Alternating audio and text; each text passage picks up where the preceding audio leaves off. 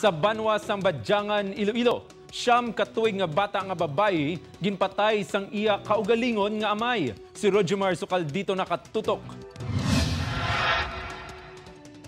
Patay na sa makalabot sa ospital ang siyam katuig nga bata nga babayi matapos nga gintabunan sang ulunan sa guya sang iya man lang amay. Alas 12:30 kaina sang kagahon sa sulod sang ila puluyan sa barangay Agusipan, Badyangan, Iloilo.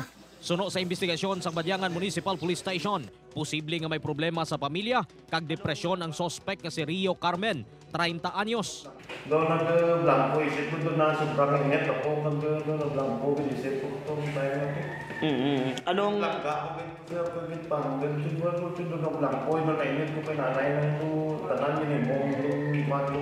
Isa man sa ginatudlo nga rason ang ginapahayag nga nag-away sa Facebook ang sospek kag ang iyang live-in partner nga nagaubra sa luwasang pungsod.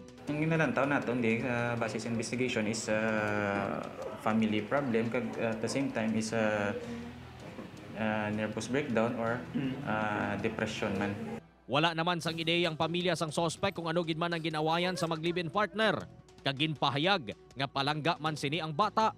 Langga ka na magtama. Alin sang gamay raw ay rekti raw nga bingagin ko ko. Panti nga lagan kami. Ang sana nahimo naras bata na.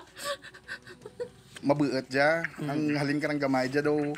Ginabibibigid ni nanay na dya, ni tatay na, plangga dagid dya. Nabugtawan na lang sang pamilyang ginhimo sang amay sa iya nga bata. Sang golpeada ini nga naglakat dalang iya nga motorsiklo.